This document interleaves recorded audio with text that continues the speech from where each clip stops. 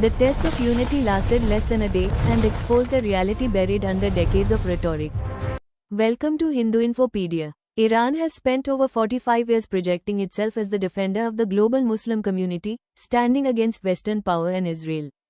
This claim has justified its support for groups like Hezbollah, the Houthis, Hamas-aligned networks, and formations such as the Fatemiyun Brigade, Zainabiyun Brigade, and other Shia militias across Syria and the region. The idea was simple: when the moment of crisis comes, the Ummah will stand together. That moment arrived when Iran was struck. What followed was not unity, but silence. The Organization of Islamic Cooperation includes 57 member states and presents itself as the collective voice of the Muslim world. Yet, no state moved beyond statements. No country broke diplomatic ties with Washington. No ambassador was expelled. No military response was initiated.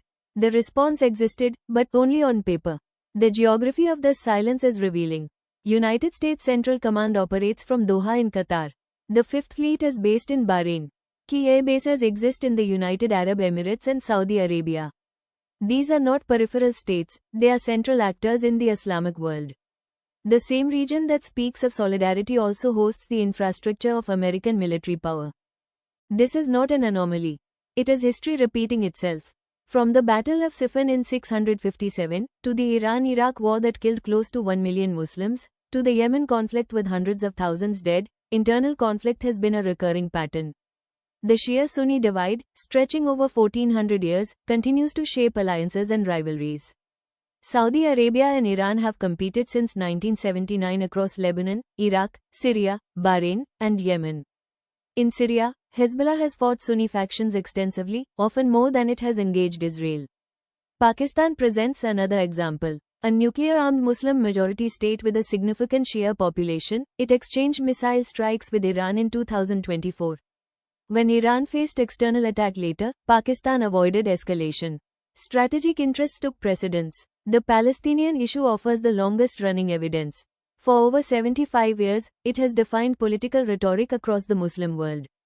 Yet, permanent resettlement, citizenship, and unified policy responses have remained limited. Jordan maintains a peace treaty with Israel. Egypt controls its Gaza border. Gulf states have largely avoided naturalization. The gap between rhetoric and action is consistent.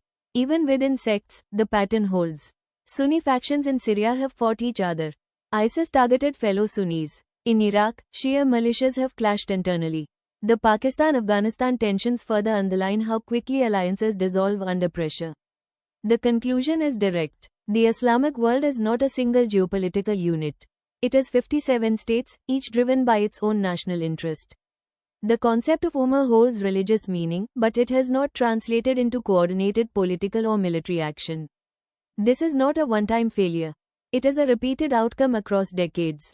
If you found this analysis valuable, like and subscribe to the channel, and read more at HINDUINFOPEDIA.